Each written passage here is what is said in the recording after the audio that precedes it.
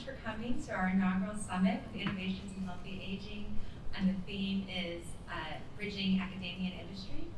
I will be your MC for the day. I also want to welcome everyone in the room, and we also have quite a few folks joining us virtually via live stream. So welcome to all our guests on live stream.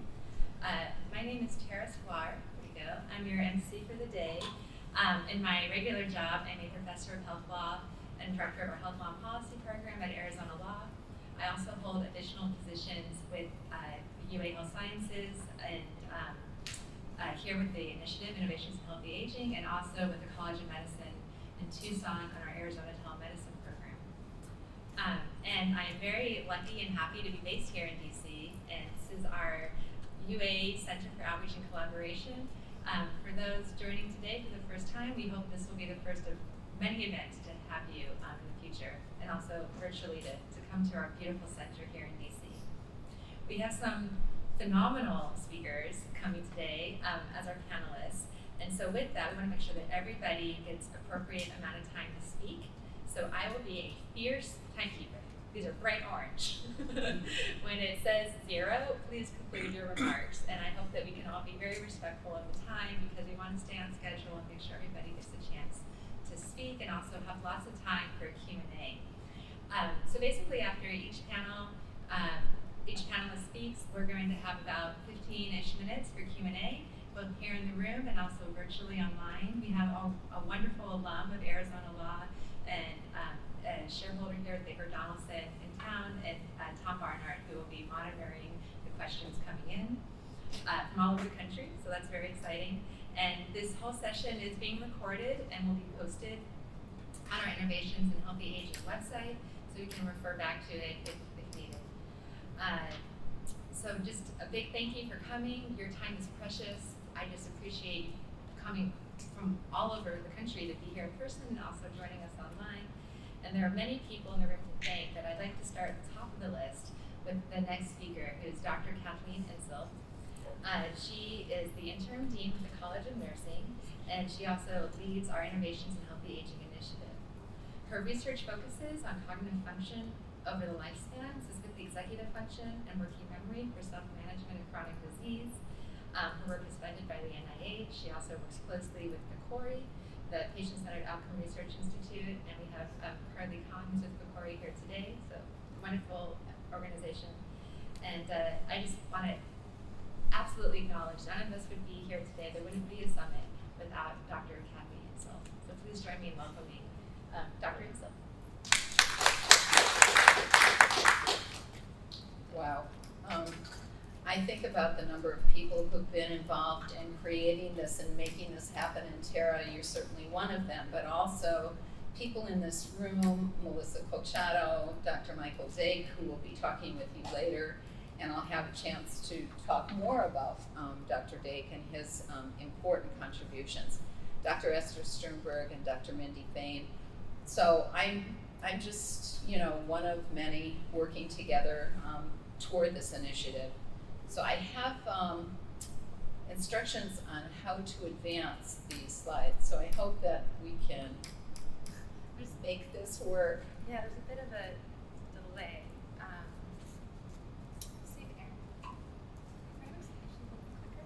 So good afternoon and welcome to the Innovations in Healthy Aging Inaugural Summit. I am Kathy Insel, Director of the University of Arizona Strategic Initiative, Innovations in Healthy Aging, and I'm happy you could join us today to share your expertise, which I know many of you are here and will be able to do that, and more importantly, to also learn about the timeliness and the importance of aging to our communities.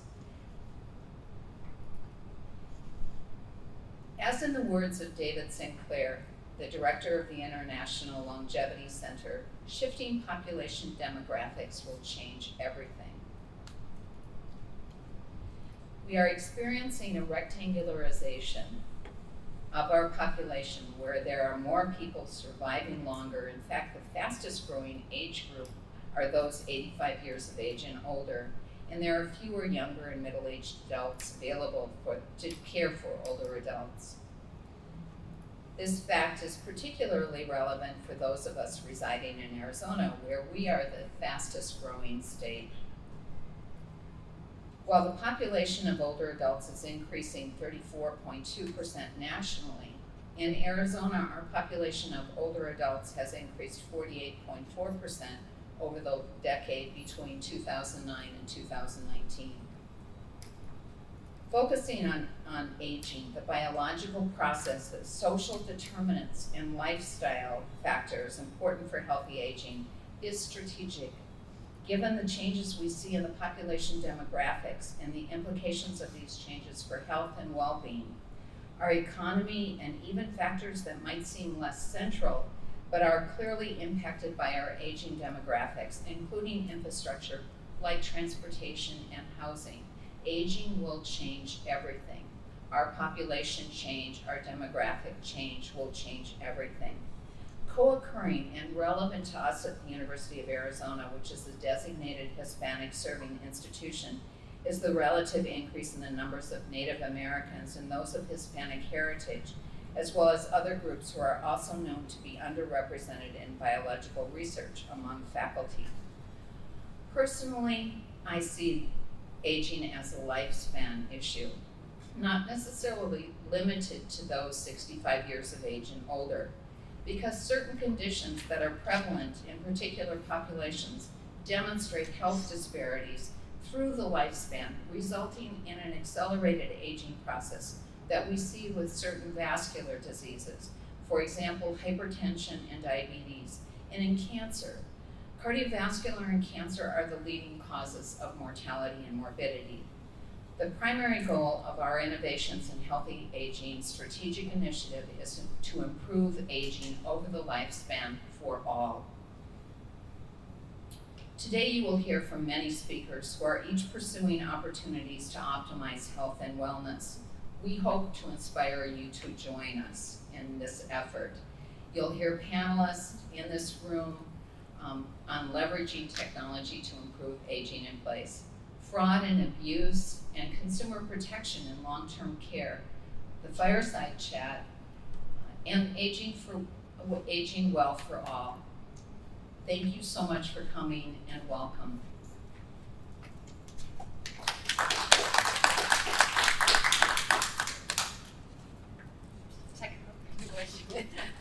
Thank you so much. So we have a video to show you now from Senator Mark Kelly for Arizona.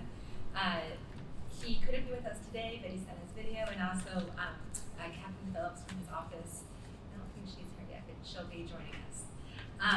So he's just an extraordinary human. For anyone that has met or knows of Senator Mark Kelly, he has served as a U.S. Navy combat pilot and NASA astronaut. He is a devoted husband to Gabby Giffords, and he serves on a number of committees in the Senate, including Armed Services, Environment and Public Works, Energy and Natural Resources, and very relevant to our purposes on the Aging Committee. I just am so appreciative of Senator Kelly's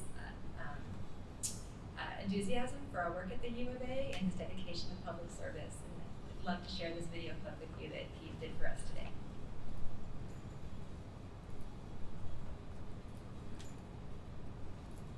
Hey everybody, this is Senator Mark Kelly.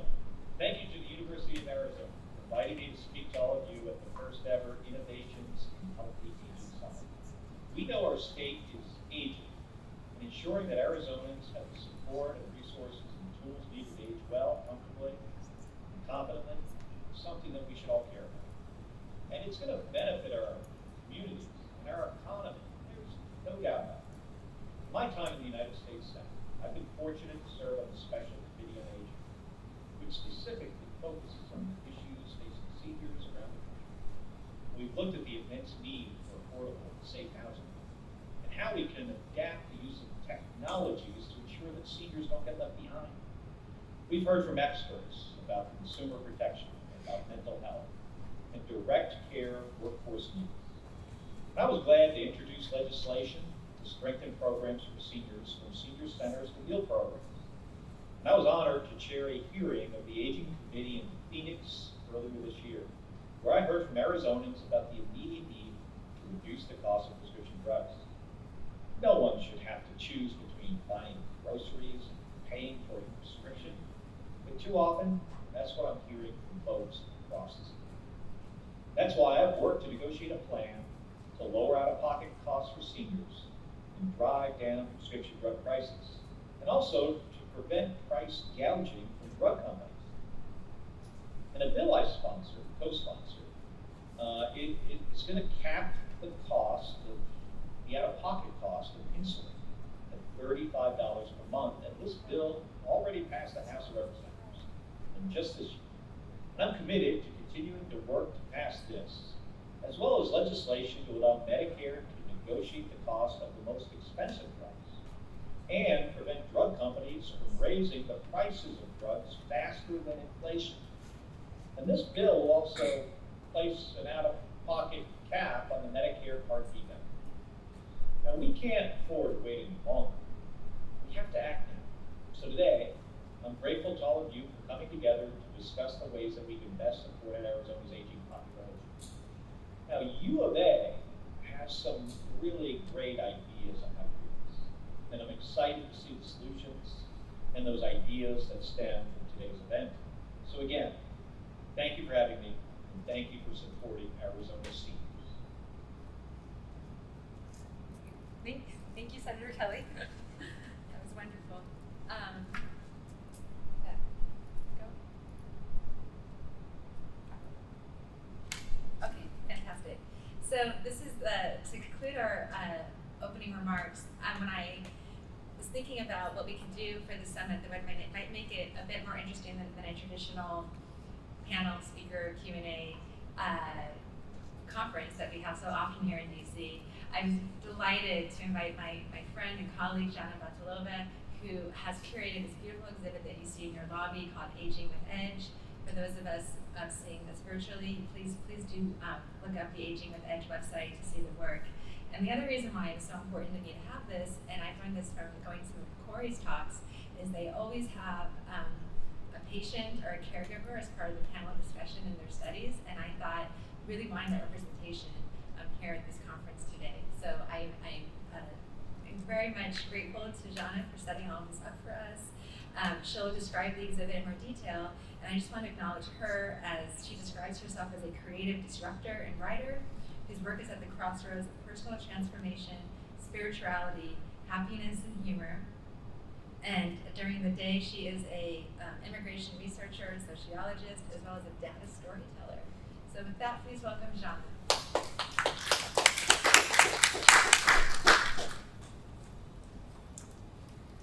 Thank you, Tara and colleagues, for inviting me to be part of the Healthy Aging Summit. Kathleen talked about the impact of aging on labor force, on productivity, on healthcare and elderly care, but aging also has a very deep personal implications, and that's where the Aging with Edge comes in. The project came about in response to my own deep concerns about what aging may mean for me. For one, there is so much pressure to look young, and as I was speaking to my friends, really of all ages, I realized that they grapple with similar questions. So I wondered, are there people who chose to redefine aging and what it may look like? Fortunately, I found them. The Aging with Edge participants are women and men of different ethnic backgrounds between ages 62 and 75 from the greater DC metropolitan area who are nominated by their friends and families and colleagues as role models in aging. These individuals are not celebrities.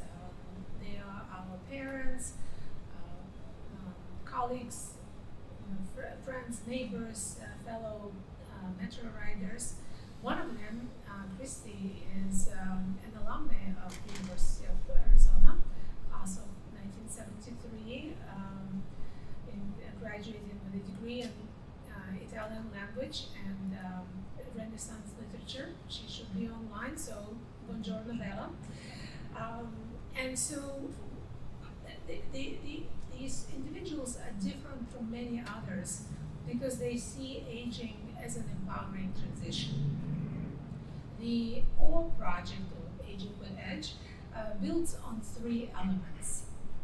Visual, you will see in the lobby and on the website, which is agingwithedge.com. The 12 beautiful, professionally done black and white portraits of that invite visitors to powerfully connect with the pioneers in aging and focus not on looking young, but on being timeless. Storytelling is the second element. I conducted hour-long interviews with each of the participants who shared their wisdom and about making a choice. Yes, it is a choice on aging, about aging on their own terms. And virtual, each photograph is digitally extended. There is a really cool phone app, which is free and very easy to use, called ArtView, that allows you to point your smartphone at the picture, and on your phone, a short video will pop up that would allow you to learn more of the lessons and, that people will share with you. And today I would like to share 3 lessons with you. As my grandmother used to say, not very smart people don't learn from their mistakes. Smart people learn from their own mistakes. And very smart people learn from other people's mistakes. So let's be in the latter category. So lesson number 1, choose people with whom you spend your time wisely. If we are the average of 5 people with whom we spend the most time with, it makes a lot of sense to be very careful about who we surround ourselves with. And Belinda, one of the participants, was very clear about not feeling guilty of limiting her contact with toxic people, including family and friends. She gave me the permission to say no to people who were not very helpful on my own personal journey. Lesson number 2, have a greater purpose in life. Research shows that having a reason to wake up can help us live up to 7 good longer years. Most of the all participants are members of the community. They are engaged in various community efforts. Bill is one of the participants, is an avid cyclist, and he is an active member of the DC bike community. And number 3, cultivate inner resources. One of the participants, Kathleen, talked at length about expanding our inner universe to make our lives as richer as possible. She said, your appreciation of art and beauty, your enjoyment of nature walks, the poems you have memorized, the songs that you can hum, these inner resources are yours no matter what. So much to learn. And I invite you to look at the photos, read the interview quotes, definitely use your phone to experience this augmented reality and engage. And I will see you at the social hour. I'll be happy to answer any questions, meet in person, and for now, have a terrific forum. Thank you.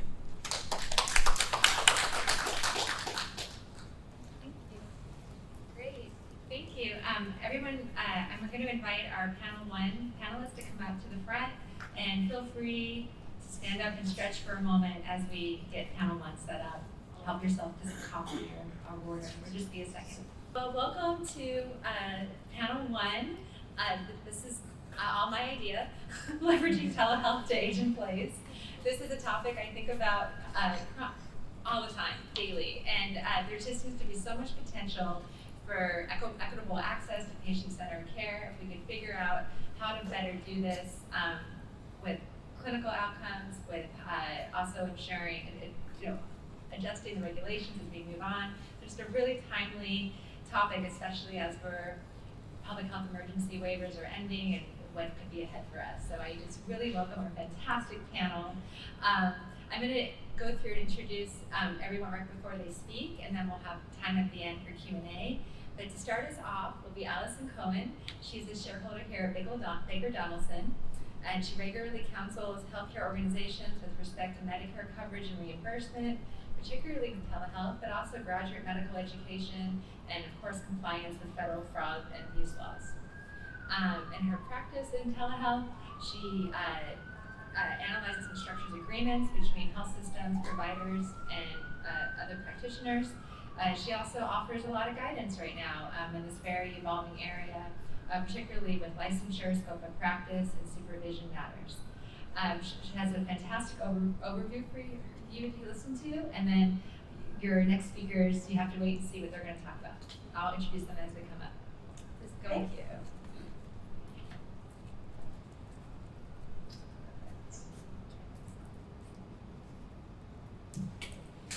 Okay, can you all hear me?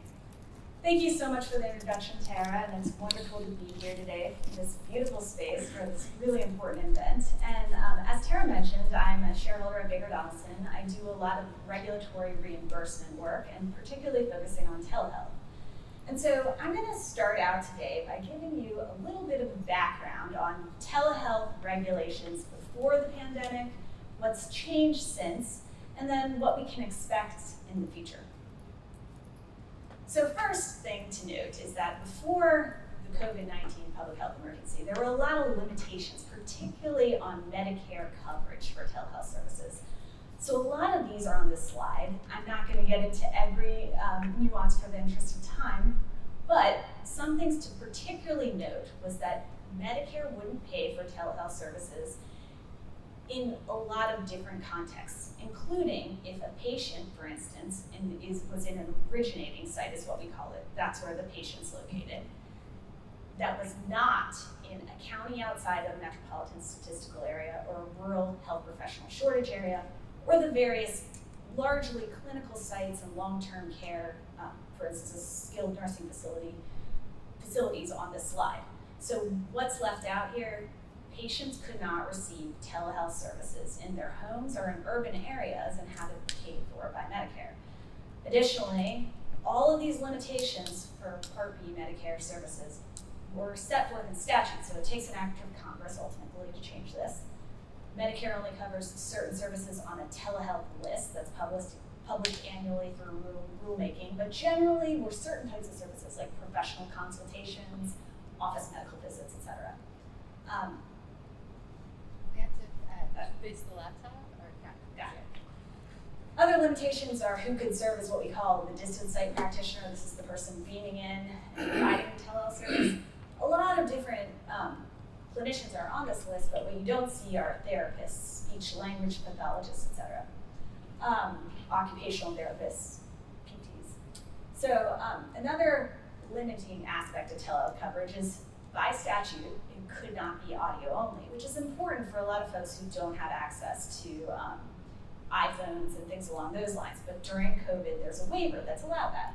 So that's what I'm going to get into next. What has changed? So as we all know, the pandemic was a challenge, has been a challenging time for our society, and in order to help keep residents of long-term care facilities, patients in hospitals, and practitioners healthy, there was a lot of need to advance telehealth and lift some of these restrictions to make it easier to provide these services. So what changed? There were waivers, 1135 waivers tied to the public health emergency, legislation that was sometimes tied to the public health emergency, and also regulatory responses.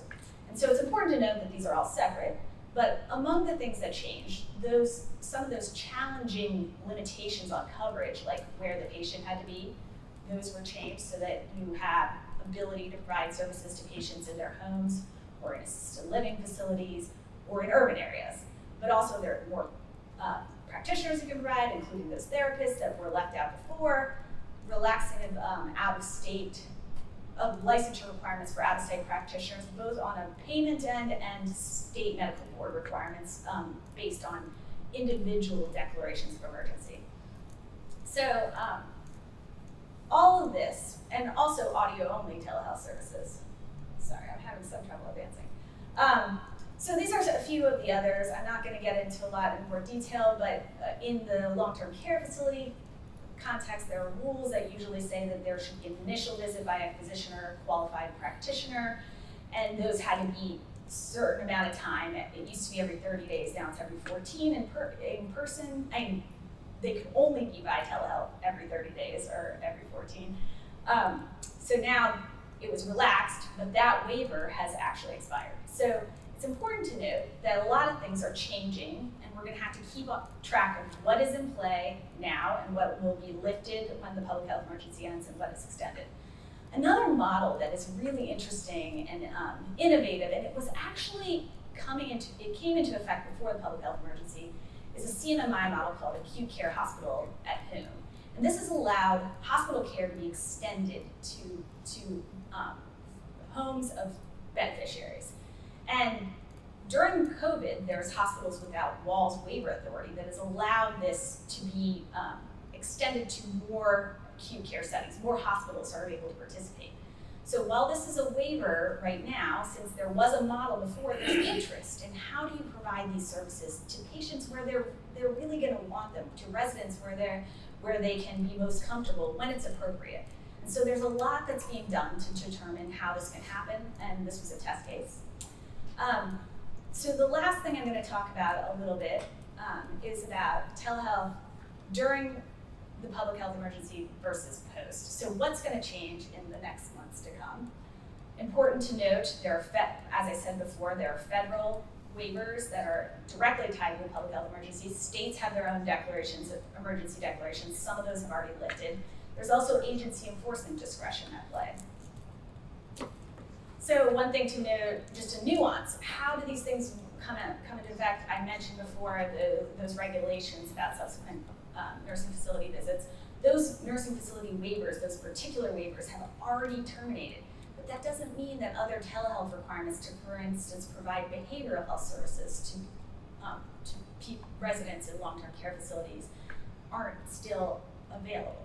And so one thing that happened that's worth noting is through the Consolidated Appropriations Act of 2022, a lot of these telehealth coverage expansions were extended for about 5 months past the end of the public health emergency. Currently set to end at mid-July, but we anticipate, because there has been indication that there will be 60 days notice, that it'll be extended further, but the question remains, how long will it be extended? But even after the public health emergency terminates, those originating site restrictions and some of the other Medicare expansions of telehealth coverage will remain in place. And so this just kind of explains that difference, right? So those geographic and originating site requirements, they won't immediately go back into effect. Therapists will still be able to provide services as well as audiologists, some of those folks that weren't on that distant site list. And additionally, one thing to note, telehealth mental health services for treatment and diagnosis of mental health disorders and challenges has been expanded permanently. So that happened actually in the Consolidated Appropriations Act of 2021. And so there is a caveat that there has to be intermittent in-person visits, 6 months before there has to be an in-person visit 6 months before the first telehealth visit, and periodically every 12 months after. But those in-person requirements, which people are still trying to figure out how they're going to work that into the provision of these telehealth services, those in-person requirements will also be delayed, along with some of these other Medicare expansions of coverage that will remain in place. And hopefully a lot of practitioners, patients have come used to having extended telehealth coverage, and so there's a lot of effort to try and extend some of these beyond the public health emergency. So that concludes my presentation. Are we doing questions now or later? At the end. Okay, thanks. Thank you.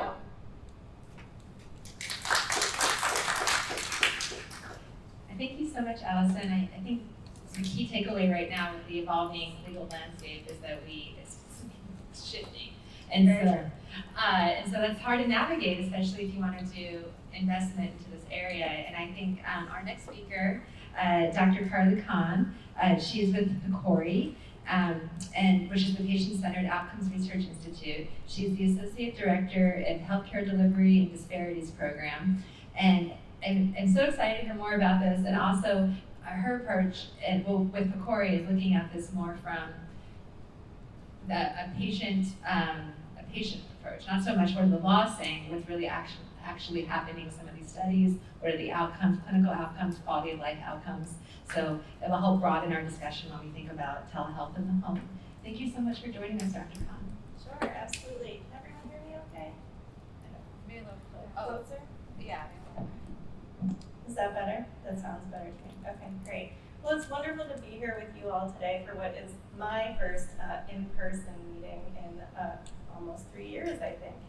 So, as Tara said, I'm an associate director with PCORI. I've been with the Institute for about 4.5 years, and one of my responsibilities in that role within the Healthcare Delivery and Disparities Research Program is as the lead for our telehealth portfolio, which, as you can imagine, over the course of the pandemic has been quite a focus. So we'll talk a little bit about PCORI's investment in this area, and then also some of our ongoing initiatives. So I think it's always important to start with an introduction to PCORI because we have a few things about the Institute that are important to know about the work that we fund. So we're an independent research organization. We were authorized by Congress in 2010 and reauthorized in 2019.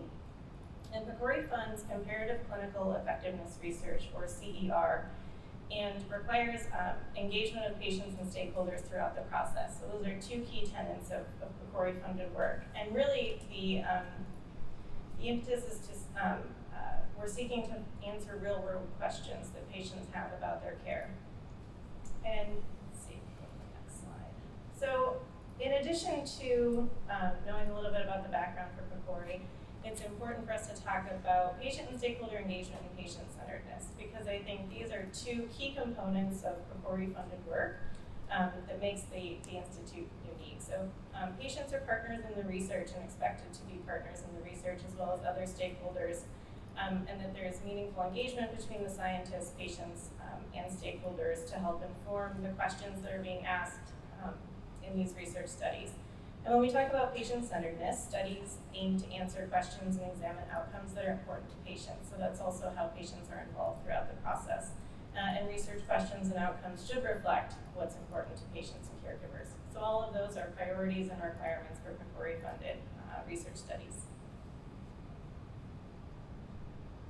So I'm going to give you just a couple of examples from PCORI's funded telehealth portfolio that are relevant to telehealth and leveraging telehealth for aging in place. PCORI has funded over 100 studies that have a focus on telehealth, and it's also important to mention that PCORI doesn't focus on one condition or population, and so we certainly cover the gamut of different decisional dilemmas that individuals face in the healthcare system, with telehealth and aging being two examples. So I wanted to give you this example of a study that used technology to deliver multidisciplinary care to individuals with Parkinson's disease in their home. So first, the research started as a research study with the purpose to evaluate the feasibility, effectiveness, and satisfaction associated with telehealth delivered care for Parkinson's disease. And the key findings was that telehealth was feasible, high levels of satisfaction, no differences in quality of life or quality of care. And this study was funded before the pandemic. And then the investigator, who is Ray Dorsey from University of Rochester, he was then funded with a dissemination and implementation study. So PCORI has the opportunity for dissemination and implementation awards after research studies for promising findings. And this allowed for expansion of the intervention to other comorbid conditions that those with Parkinson's disease were dealing with, including anxiety, depression, and dementia, and also expanded to rural areas, racial ethnic minorities, low-income individuals, and the elderly. So those were some of the priorities for what is the ongoing dissemination and implementation study. And I think why it matters, in this case, we have a quote that caregivers, as we know, often find that factoring in driving and wait time, a 15-minute appointment can become a 2-hour ordeal or longer. And for patients that are traveling to urban areas, particularly in this context of Parkinson's disease, if they have mobility issues, it's a worst-case scenario. So really excited about this work. And then one other example that we have that's an ongoing study, PCORI had several research awards that were funded in response to the COVID-19 pandemic. So we're transitioning to the work that PCORI has done since the pandemic has affected the US healthcare system. So this study is deeply characterizing expanded telemedicine programs in primary care. So we know that primary care was one of those that there was just an explosion of the use of telehealth as a result of the pandemic. And so through this study, they're trying to characterize, what are some of those implementation strategies, and they're interviewing primary care practice leadership as part of the work. But they're also doing a comparative effectiveness study of 3 primary care delivery models. So synchronous telehealth, telemedicine supplemented with in-person, and then primarily in-person visits. So this will also be another study coming from PCORI that we're anticipating the results this fall, and looking forward to hearing what they find, because I think it has the potential to really inform what we've learned from the pandemic and can carry forward in this space. So current and future initiatives, as I mentioned, PCORI was reauthorized for 10 more years in 2019. So we are 3 years into a new commitment plan.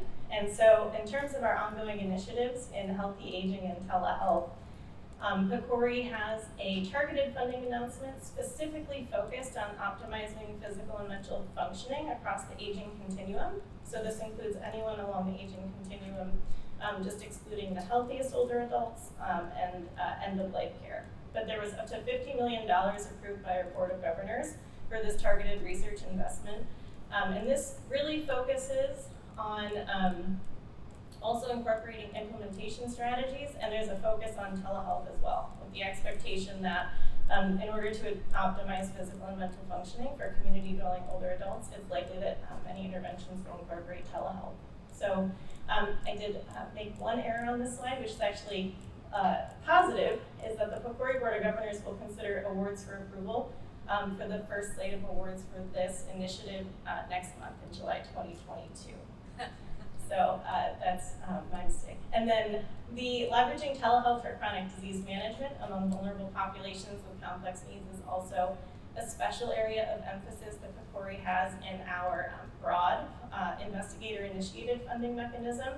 And this seeks to fund comparative effectiveness research projects to optimize telehealth for chronic disease management, with a particular requirement that there be a focus on addressing the needs of one or more vulnerable populations. So chronic disease management for these individuals, leveraging telehealth, and it must focus on at least one vulnerable population. And this will also be considered the first slate of awards for this initiative in July 2022. So a lot has been happening in terms of investment by PCORI in this space. We certainly recognize the importance of aging well and determining how we can best inform leveraging telehealth, moving beyond the public health emergency, and making the most of what we've learned as a result when it comes to telehealth for chronic disease management. And I think this is my last slide, along with, just to wrap up, all the excitement around the reauthorization for PCORI in 2019 and then the pandemic. PCORI has been hard at work refining our national priorities for health, and these are those for the next 10 years. And so you'll see here, just as I close, achieving health equity, a focus on dissemination and implementation, progress toward an integrated learning health system, and evidence for existing interventions and emerging innovations in health are all 4 of the 5 of the priorities for patient-centered health. And I think we can easily draw the parallels with telehealth and promoting healthy aging and aging in place with these priorities. So I think for an institute that doesn't focus on one condition or population, it's certainly a priority for PCORI to address on both of these areas. And I think these are examples that fit that well. And we can go to the next slide. And that is what I have. And I really look forward to the conversation. That is a very, very high-level overview of what PCORI does. So looking forward to more conversation after. Thank you.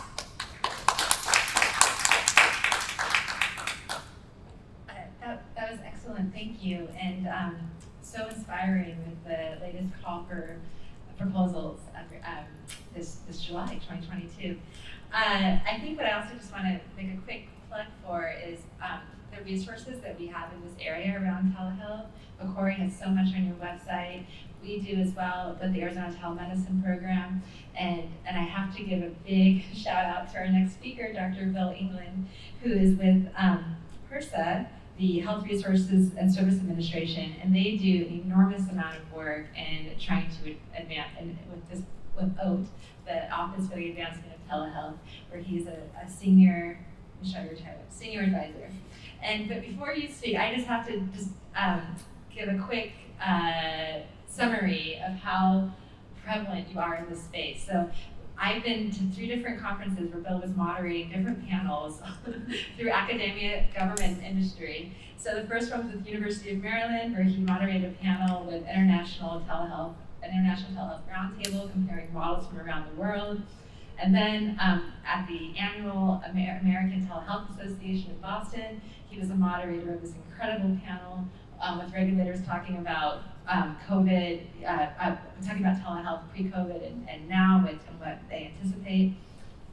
And then most recently, he moderated a panel on licensure with HRSA's National Telehealth Conference, and all of those sessions are available to see online, and I thought they were incredibly informative. It was an excellent conference. So he really gets around. This is not his first office with HRSA. He also used to work in healthcare financing as an assistant professor with the Industrial Engineering and Preventative Medicine at the University of Wisconsin-Madison. And then he came over to CMS, where he ran the first Medicare telemedicine demonstration project. A number of other awards, including a Robert Wood Johnson Foundation Healthcare Financing Fellow. So I'm so pleased and honored and grateful you could be with us today. Thank you. Thanks very much, Tara. And my mic okay? Hear me okay?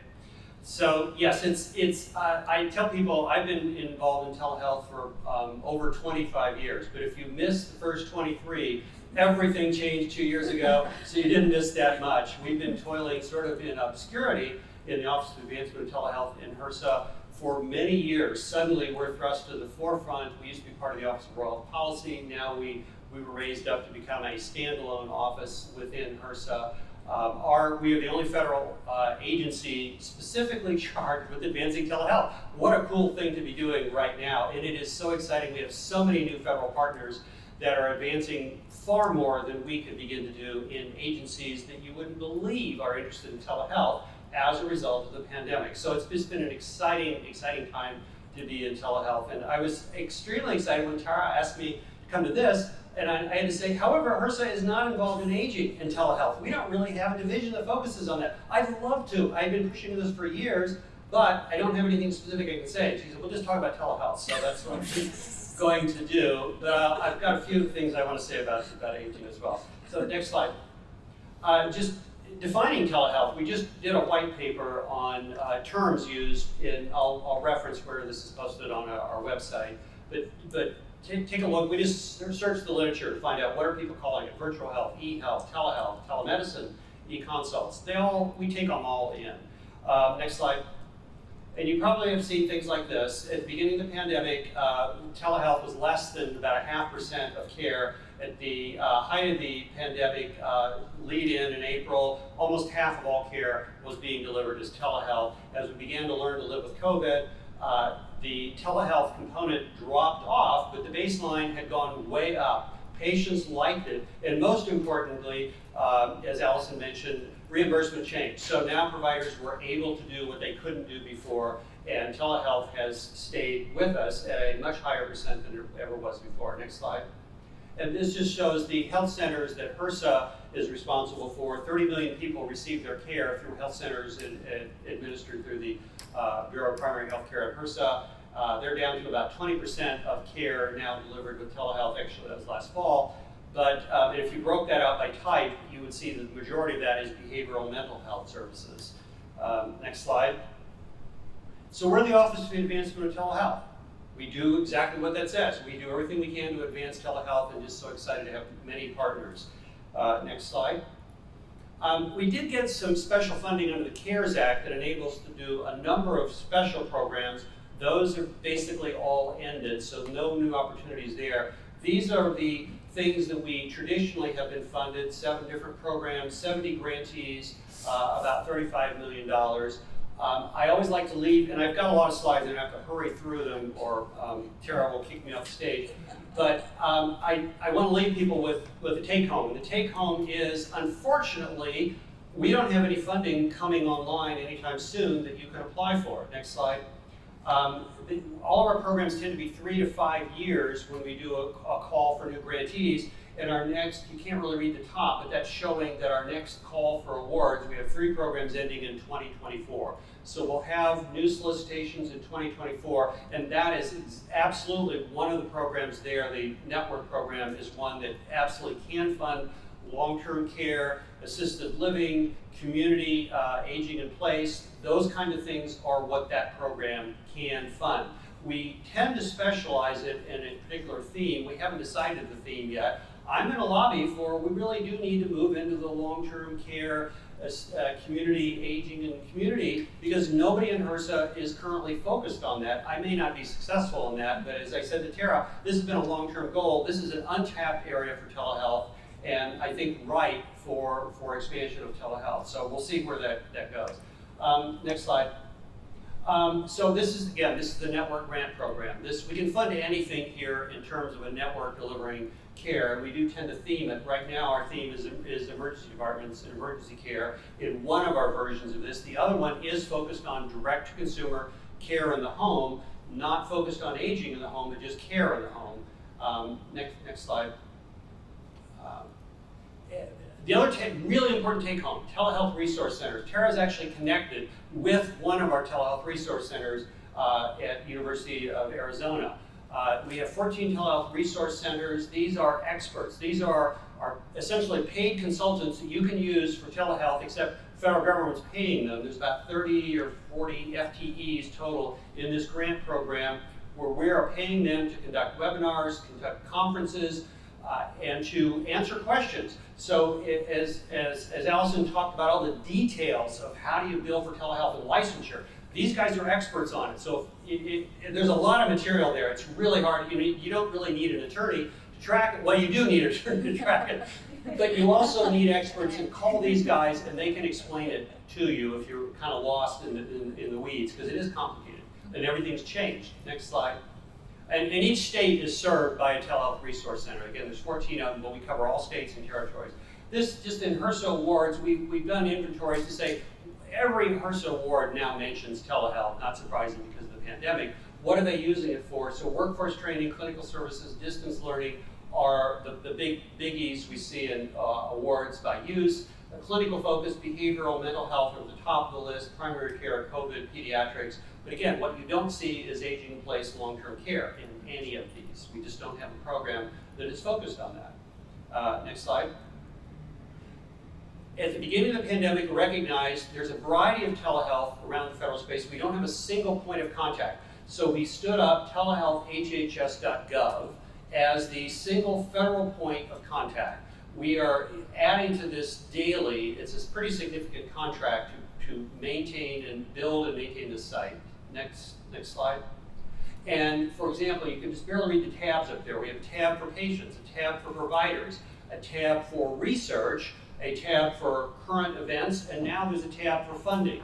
I mentioned we don't have funding coming online in OAT, but there is funding for telehealth coming online, and this is a good place to look, or look at grants.gov and keyword search telehealth. But go here, because we're already filtering, looking for all the telehealth opportunities that other agencies may be bringing online. This is also where we posted the paper I just mentioned on the definitions of telehealth and all the terms that are used. It's highlighted on one of the pages on our website, I think on the research section. Next slide. So a couple other things, not my agency, but Universal Service Program, FCC, broadband. These are important terms as we have now got reimbursement, at least at the moment, under control. And forever I've said the big impediment of telehealth is reimbursement. No longer the case, at least now. It may become an issue a bit more in the future as we roll out of the pandemic, but that's allowed us to focus on other things, like broadband. And in fact, as we extended telehealth to the home, I used to say we're pretty good at wiring hospitals and clinics. What we're not good at wiring is everybody at their home. So there's all sorts of funds now coming online for bringing broadband to the entire country. But a couple programs of very particular importance are the universal service broadband programs for healthcare providers. And if you're not familiar with these, take a look at them. If you're bringing telehealth into a community, you need to know about these. Next slide. And lastly, looking for resources on long-term aging-related telehealth. Again, HRSA doesn't really have a program for that. Some of our telehealth resource centers do have some expertise on it. I just went out and Googled and looked for and found several references to this West Health site. West Health is a foundation in California. Our telehealth resource centers have done some programs with them. I'm familiar with them. They're very interested in telehealth. But I found enough references to them in the aging long-term care and telehealth space. I thought I'll put a quick slide up. I'm not endorsing them at all, but it's a foundation that is very focused, and they seem to have some good publications that might be worth taking a look at. Next slide. So these are some of the resources I've mentioned, some of the websites that we have that I would direct you to, but most importantly, the telehealth resource centers. They're our army of help that we fund for the world. And connect with HRSA. We are serving underserved populations in all sorts of ways and using telehealth to do it. Thank you.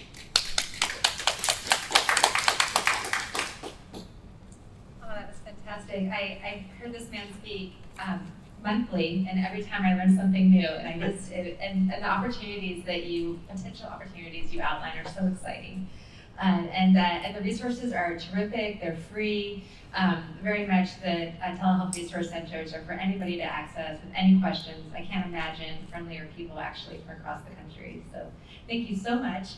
Another fabulous resource we have with you today is with Sierra Collins. So I just want to, she's with the National Committee on Quality Assurance, and her colleague and a colleague of mine, Brian Santo, he was initially slated, but unfortunately he tested with COVID 2 days ago, and I'm grateful for him for being so cautious to test prior to coming to our event, and I'm also tremendously grateful that Sierra volunteered to serve in his place, but for our benefit, she actually is served as the project director for a white paper that the NCQA just released. Is it this week? About a month ago. Well, I just became aware of it this week. But she'll talk all about it, and the title is The Future of Telehealth Roundtable, the Potential Impact of Emerging Technologies on Health Equity. Sierra's been with the NCQA for the last 2.5 years, and she's just the perfect person to have as we're talking about telehealth today in our panel. So thank you so much. And thank you guys for, hear me okay? For bearing with me, because I found out about 4 o'clock yesterday I was doing this presentation. So it might be a little rocky, but I'll give it my best shot. As she mentioned, I'm with NCQA, and a lot of you may be familiar with NCQA, but we set standards for a lot of providers, as well as evaluate health plans in the US, and we're thinking a lot about telehealth. We hosted the task force on telehealth policy early in the pandemic. We also are exploring a lot around the care at home space, and can we come up with programs to help providers and payers really think about care at home differently as sort of things are evolving. This task force roundtable on telehealth equity was really funded after we did the task force on telehealth. We felt like health equity needed some focus, and when we received that funding, we decided to hold this roundtable. Next slide. So I think we can all agree that there's a lot of promise in telehealth. It can reduce spending, and it can improve access, and patients generally really like it. But it also has the potential to exacerbate inequities in underserved populations. And so, next slide. So when we convened our roundtable in the fall, we brought together a number of experts that had expertise both in telehealth, implementation, policy, as well as experts in health equity. We had someone from HRSA, we had a former Surgeon General. We had a really impressive panel. So going to pitch you guys should read our white paper because I think that I won't be able to fully do it justice. But we brought them all together to talk about essentially what is working well with telehealth from an equity perspective, what is not, and what are some potential solutions. And one of the things that I think is so nice about our paper is that we really have some really concrete recommendations for the industry. But we had essentially 3 major pillars that came out of our discussion with our roundtable folks. And one thing to note is it was focused on health equity, and that sort of encompassed aging folks, people that have disabilities or multiple chronic conditions or difficulty managing their own care. But it wasn't the sole focus. So we really wanted to talk about anyone who was underserved, whether they be rural populations or minority populations where perhaps English isn't a first language or something like that. So one of the main pillars was just the importance of tailoring telehealth use and access to an individual's preferences and needs. So we talked about the importance of delivering care in a language that patients can understand. So we have some opportunities through telehealth to better match people with providers that speak their preferred languages.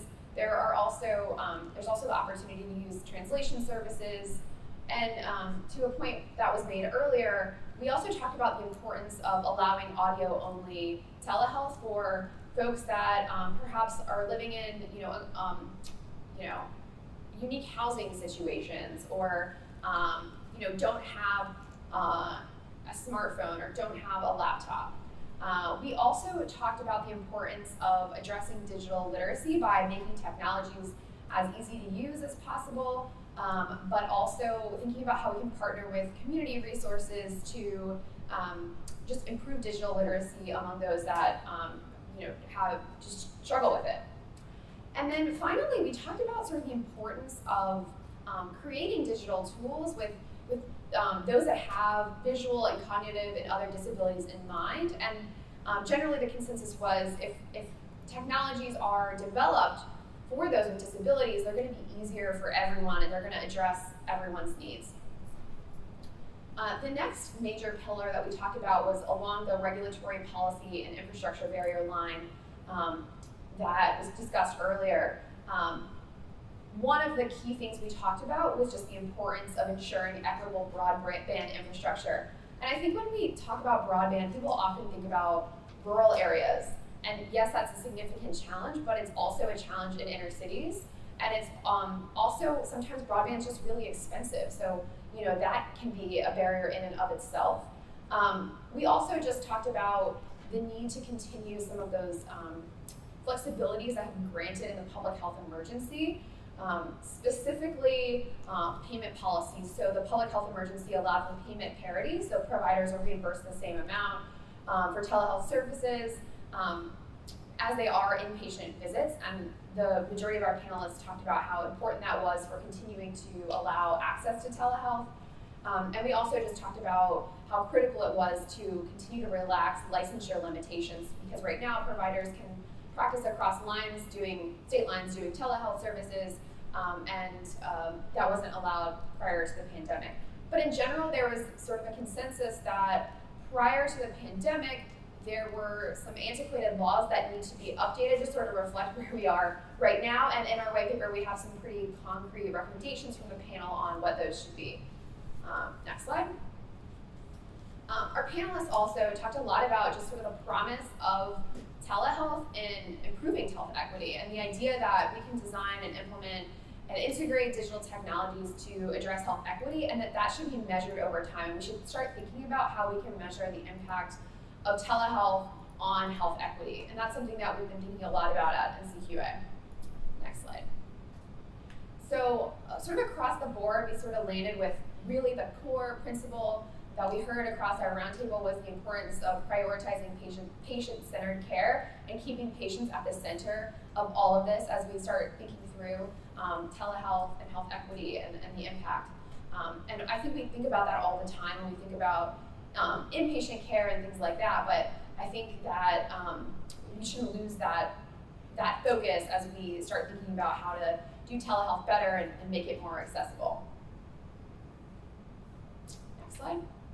And finally, I'm going to leave you with a pitch that you should definitely check out our white paper. I think it's really great, and we've been getting a lot of traction with it because I think it's really timely and has some great recommendations by some real impressive leaders in the field. Thank you. Thank you. That was just fantastic. Actually, another round of applause for all our panelists. It was really wonderful.